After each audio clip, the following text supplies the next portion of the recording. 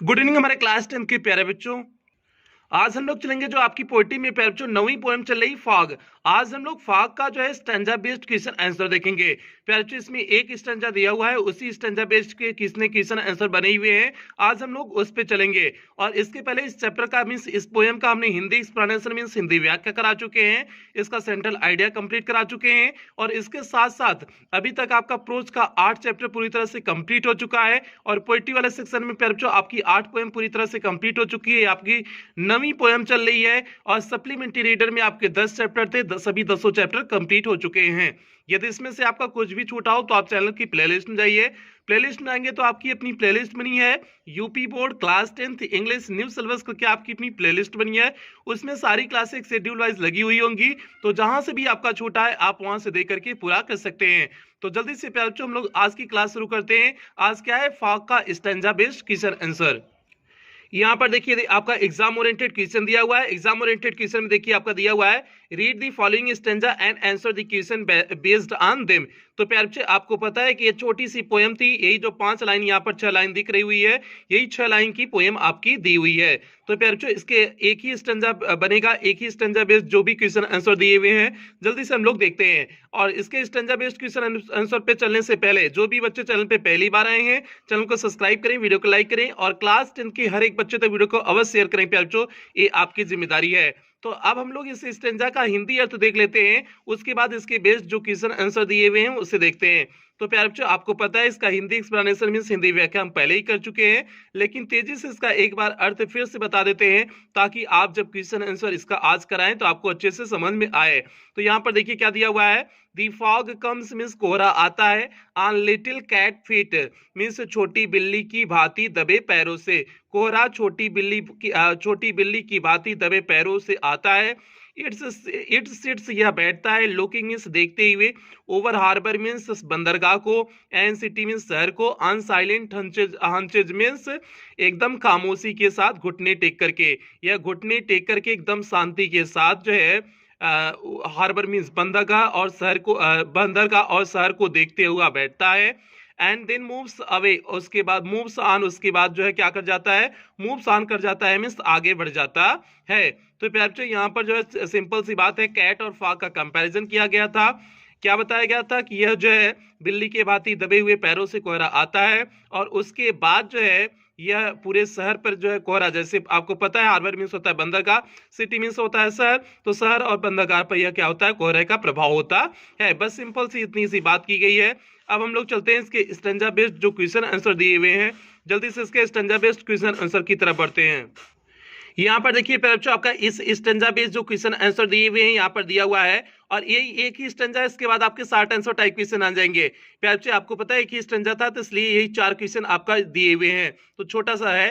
तो पहले क्वेश्चन पे हम लोग चलते हैं। पहला क्वेश्चन क्या दिया हुआ है, the fog does not fall on harbour and city means कोहरा बंदरगाह और शहर में गिरता है। तो यहाँ पर प्यारे बच्चों इसका हिंदी गलत दिए हुए हैं, इस चीज को ध्यान देना। The fog does not fall means जो है कोहरा नहीं गिरता है, ऑन हार्बर मींस जो है बंदरगाह पर, एंड सिटी मींस शहर पर। कोहरा बंदरगाह और शहर पर नहीं गिरता है। तो प्यारे बच्चों आपको पता है कोहरा गिरता है, तो क्या हो जाएगा, ये फॉल्स हो जाएगा। पहला आपका वाक्य क्या हो जाएगा, फॉल्स हो जाएगा। क्यों हुआ, उम्मीद करते हैं आपको समझ में आ गया होगा। अब एक बार चारों क्वेश्चन को समझ लेते हैं, फिर इसके उत्तर की तरफ बढ़ेंगे। दूसरा क्वेश्चन है, who is the poet of the poem fog means इस फॉग पोएम का जो है पोएट कौन है, तो इसे आप अपने दिमाग में बना लो, ठीक है। उसके बाद अगला है, the fog is compare to, fog की कंपैरिजन किससे किया गया है, कैट से किया गया है या मंकी से किया गया है, ये आपका तीसरा क्वेश्चन है। चौथा क्वेश्चन है, the figure of speech is use in the first line, पहले लाइन में जो फिगर ऑफ स्पीच यूज किया गया है उसे आपको बतानी है। ये प्यारे बच्चों आपके 4 क्वेश्चन पूछे हुए हैं। अब इन चारों क्वेश्चन का उत्तर जल्दी से हम लोग देख लेते हैं। यहाँ पर देखिए प्यारे बच्चों आपका लिखे हुए हैं, first flight poetry poem number 9 fog class 10 UP board English stanza based question answer. तो प्यारे बच्चों ये हो गया आपका यूट्यूब का नाम, हो गया डायमंड एकेडमी क्लासेस, आपके चैनल का नाम निकले हुए हैं। आप देखिए आपका क्वेश्चन नीचे दिया हुआ होगा। यहाँ पर देखिए आपका स्टैंजा नंबर फर्स्ट दिए हुए हैं, तो लिखे हुए हैं, दिए नहीं है, लिखे हुए हैं। तो प्यारे बच्चे देखिए आपका दी फॉग कम से लेकर के मूव्स ऑन तक है। तो पहला क्वेश्चन देखिए जो पूछा हुआ था, the fog does not fall means कोहरा नहीं गिरता है, ऑन हार्बर मीन्स बंदरगाह पर, एंड सिटी मीन्स शहर पर, शहर और बंदरगाह पर कोहरा नहीं गिरता है। तो प्यारे बच्चे कोहरा गिरता है, तो ये जो सेंटेंस दिया गया है वो क्या है आपका, फॉल्स है। तो सीधे जैसे हमने लिखा हुआ है फॉल्स, उसी तरह से सीधे सटीक आप भी क्या लिखोगे, फॉल्स लिखोगे। अगले क्वेश्चन की तरफ बढ़ते हैं, देखते हैं अगला क्वेश्चन प्यारे बच्चे क्या है। अगला क्वेश्चन है, who is the poet of the poem fog. Fog poem का जो है पोएट कौन है, कवि कौन है। तो प्यारे बच्चे जैसे हमने यहाँ पर लिखे हुए हैं इसी तरह से आप लिखोगे, the poet of the poem fog is, means the poet means कवि, ऑफ पोएम मीन्स कविता, फॉग कविता, फॉग का जो है कवि, इज मीन्स है कार्ल सैंडबर्ग। कौन है, कार्ल सैंडबर्ग है। और इस बात को आप ध्यान दोगे प्यारे बच्चों, कार्ल सैंडबर्ग हमने यहाँ पर लाल पेन से लिख दिया हुआ है, रेड पेन से लिख दिया हुआ है, लेकिन आप जब लिखेंगे इसे रेड पेन से नहीं लिखेंगे, इसे ब्लैक पेन से लिखेंगे। हाईलाइट करने के लिए आप ब्लैक पेन का यूज करेंगे, रेड पेन का यूज नहीं करेंगे। तो प्यारे बच्चों इस बात का ध्यान देना, हमने केवल हाईलाइट करने के लिए यहाँ पर किए हुए हैं। आप हाईलाइट करोगे केवल किस पेन से, ब्लैक पेन से करोगे। तो प्यारे बच्चों आपका ये हो गया क्वेश्चन नंबर 2 का उत्तर हो गया। आगे बढ़ते हैं, क्वेश्चन नंबर 3 की तरफ बढ़ते हैं। यहाँ पर देखिए प्यारे बच्चों आपका क्वेश्चन नंबर 3 दिया हुआ है, the fog is compose, compare है, कंपोज नहीं है, कंपेयर्ड हो जाएगा। वो कंपोज हमने गलत लिख दिया हुआ है, ऊपर गलत लिख दिए हुए हैं, देखिए नीचे सही लिखे हुए हैं। The fog is compared means fog की तुलना किया गया है, टू किससे, कैट से या मंकी से। तो प्यारे बच्चों आपको पता है फॉग की कंपैरिजन मीन्स तुलना किससे किया गया है, कैट से किया गया है। तो आपका मंकी जो दिया है मंकी नहीं होगा, आपका कौन सा हो सही हो जाएगा, कैट हो जाएगा। तो कैसे लिख दोगे, the fog is compare to cat कर दोगे, सीधे सिंपल सा कर दोगे, the fog is compare to cat हो जाएगा। इसी तरह से आपकी बोर्ड एग्जाम में लिखने हैं, कोई अलग परिवर्तन नहीं करने हैं, जैसे बता रहे हैं सीधे सटीक किसी ढंग से आपको बोर्ड एग्जाम में लिखने हैं। ऐसे करोगे, the fog is compare to cat हो जाएगा। और इसे आप किस पेन से लिखोगे, ब्लैक पेन से लिखोगे, हमने रेड पेन केवल हाईलाइट के लिए यूज किया हुआ है, आप समझ जाओगे। अगला देखिए प्यारे बच्चों आपका क्या दिया हुआ है, question number 4 is that the figure of speech is use in the first line. पहले लाइन में कौन सा फिगर ऑफ स्पीच का प्रयोग किया गया है। प्यारे बच्चे जो है पहला लाइन क्या था, द फॉग कम्स, यही पहली लाइन थी ना, द फॉग कम्स मींस कोहरा आता है। तो प्यारे बच्चे यही आपकी पहली लाइन थी। तो ये बताओ द फॉग कम्स में आपका कौन सा फिगर ऑफ स्पीच हो जाएगा। हमने एक फिगर ऑफ स्पीच आपको बताया था, पर्सोनिफिकेशन। पर्सोनिफिकेशन मींस होता है मानवीकरण। अब मानवीकरण क्या होता है, जिसमें किसी लाइफलेस ऑब्जेक्ट को हम जीवंत ऑब्जेक्ट मान लेते हैं।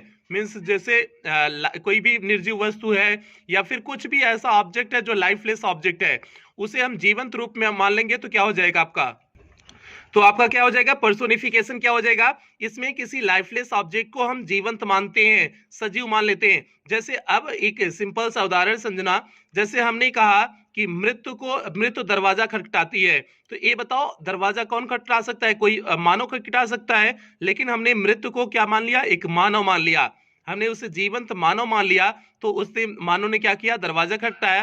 तो इसलिए हमने यहाँ पर क्या कर दिया, पर्सोनिफिकेशन कर दिया। सिंपल सा आपका कॉन्सेप्ट होता है, पर्सोनिफिकेशन में आपका होता है किसी भी लाइफलेस ऑब्जेक्ट को जीवंत मान लोगे, अर्थात कोई मानव मान लोगे, और मानव जैसा अगर वह व्यवहार कर रहा है तो आपका वहां पर फिगर ऑफ स्पीच कौन सा हो जाएगा, पर्सोनिफिकेशन हो जाएगा। अब जैसे यहाँ पर समझने की कोशिश करना, जैसे हमने आपको कहा कि दी फॉग कम्स, कोहरा आता है। अब भाई बताओ आने का काम कौन करता है, कोई व्यक्ति करता है ना।